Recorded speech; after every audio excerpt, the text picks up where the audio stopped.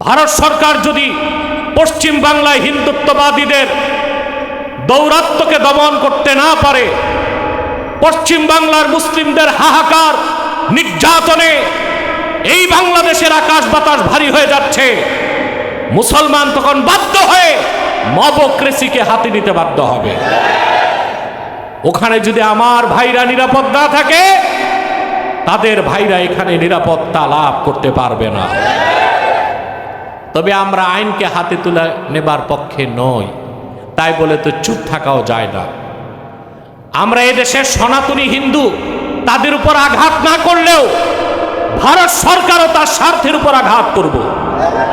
যদি পশ্চিম বাংলায় মুসলিম নির্যাতন বন্ধ না হয়, বাংলাদেশের মুসলমান ঢাকায় অবস্থিত দিল্লি দূতাবাসকে উচ্ছেদ করার অভিযানে নামতে বাধ্য হয়।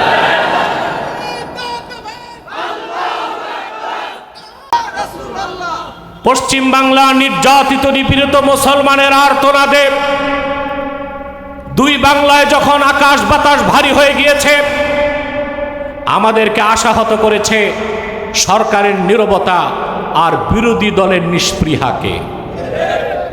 আপনাদের ভূমিকা জাতি দেখতে চায়। আপনারা সংসদে অধিবেশন ডাকুন আর পশ্চিম বাংলায় নির্যাতনের নিন্দা প্রস্তাব আনুন। বিরোধী দলকে বলবো, 5ই আগস্টের পরে আপনারা এই দেশে মন্দির পাহারা দিয়েছেন, সাদা দাড়ি, সাদা টুপি, সাদা ভুরু, ওনারা মন্দির পাহারা দিয়েছে, হিন্দুদের নিরাপত্তা দিয়েছে। আজকে আপনারা নিশ্চুপ কেন?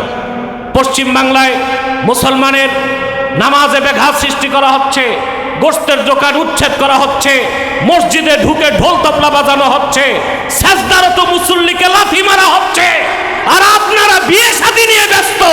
জাতির কাছে তার জবাব দিতে হবে, মুনাফিকি বাদ দিতে হবে। যারা মূর্তি পাহারা দিয়েছেন 5ই আগস্টের পরে, যারা মন্দির পাহারা দিয়েছেন, আপনারা ভারতীয় দূতাবাস ঘেরাও করার কর্মসূচি দিতে হবে।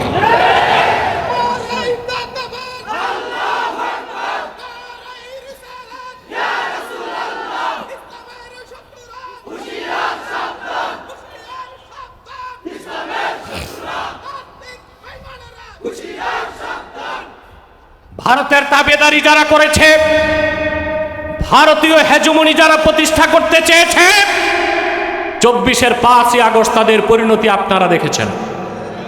তার থেকে আপনারা শিক্ষা নিন। রাষ্ট্রীয়ভাবে আমরা দাবি করছি, সংসদে অধিবেশন ডেকে পশ্চিম বাংলায় মুসলিম নির্যাতনের নিন্দা প্রস্তাব আনতে হবে। আর ভারতের রাষ্ট্রদূতকে তলব করে শোকজ করতে হবে, সুস্পষ্ট থ্রেট দিতে হবে। পশ্চিম বাংলায় যদি মুসলমান নিরাপদ না থাকে, এই দেশের সনাতনীদের নিরাপত্তা দিতে সরকার বাধ্য থাকবে না। 3, যদি ভারত নির্যাতন বন্ধ না করে, ভারতের সাথে কূটনৈতিক বাণিজ্যিক সমস্ত সম্পর্ক ছিন্ন করতে হবে।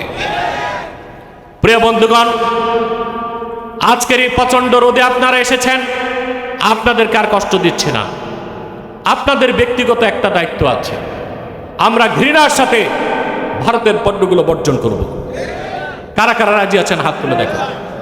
ভারতীয় পণ্য বর্জন করতে হবে। অন্তত প্রত্যেকে 100 মানুষকে উদ্বুদ্ধ করবেন, ভারতীয় পণ্যকে 1 মাস তারা স্পর্শ করবে না, কখনোই করবে না। অন্তত 1 মাসের শপথ নিচ্ছেন আপনারা, ভারতীয় পণ্য বয়কট করতে হবে। আমি আজ আমাদের এই প্রতিবাদের সমাবেশ থেকে আমার নির্যাতিত নিপীড়িত পশ্চিম বাংলার ভাইদেরকে বলছি, নিরাশ হবেন না। ভারতে যত বেশি মুসলিম নির্যাতন হবে, ভারত তত দ্রুত তার অখণ্ডতাকে হারাবে। ইনশাল্লাহ নিরাশ হবেন না। ওরা নির্যাতন করবে, আপনারা পিছু হটবেন না, ঐক্যবদ্ধ হন। পশ্চিম বাংলার হোক মুসলিম হোক অমুসলিম, পশ্চিম বাংলাবাসীকে বলবো, যদি হিন্দুত্ববাদের নির্যাতন থেকে পশ্চিম বাংলাকে বাঁচাতে চান, 7 সিস্টারের মণিপুর মিজোরামের মতো আপনারাও স্বাধীনতার দাবি করুন। বাংলাদেশের মুসলমান আপনাদের পক্ষে থাকবে ইনশাআল্লাহ।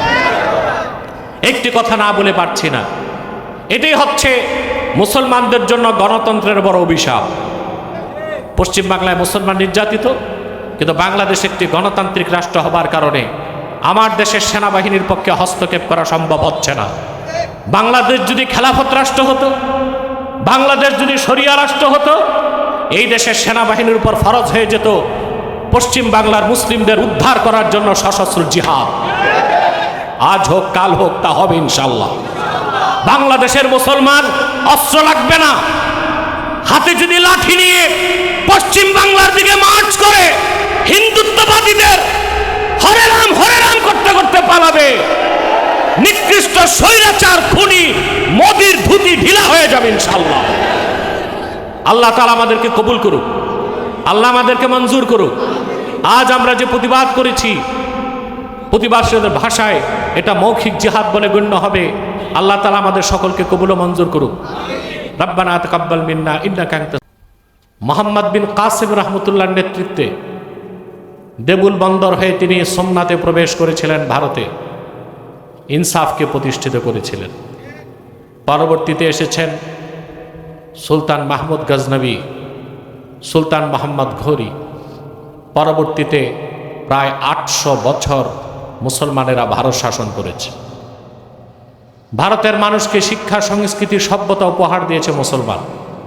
শত শত বছর মুসলিম শাসনের অধীন ভারতে কখনো কোথাও মন্দিরে আঘাত করা হয় নাই, অত্যাচারী হিন্দুদেরকে নির্যাতন করা হয় নাই, বরং অত্যাচারী ব্রাহ্মণ গোষ্ঠীর অত্যাচার থেকে মুসলিম শাসকরাই দলিত হিন্দুদেরকে উদ্ধার করেছিল, নির্যাতনের হাত থেকে রক্ষা করেছিল। কিন্তু এই মোশেক পৌত্তলিক হিন্দুত্ববাদীরা চরম অকৃতজ্ঞ। তারা আজ মুসলমানদের উপর নিপীড়ন নির্যাতন চালাচ্ছে ইউপিতে, গুজরাটে নির্যাতন নিপীড়ন চালাচ্ছে, বিহারে, আসামে, ত্রিপুরায়। আর নির্যাতনের সর্বোচ্চ মাত্রা পার হয়েছে পশ্চিম বাংলায়। আমরা বলেছি ইসলামের সুমহান আদর্শকে আমরা লালন করি। পশ্চিম বাংলায় মুসলিমদের উপর নির্যাতনের প্রতিশোধ যদি নিতে চাইতো বাংলার মুসলমান, 1 ঘন্টায় বাংলাদেশের সমস্ত মন্দিরগুলোকে মাটির সাথে মিশিয়ে দিতে পারত। কিন্তু মুসলমান ইসলামের সুমহান আদর্শকে বিশ্বাস করে। ভারতের নির্যাতনকারী হিন্দুদের প্রতিশোধ বাংলাদেশের হিন্দুদের উপর নেওয়ার কোনো সুযোগ নাই।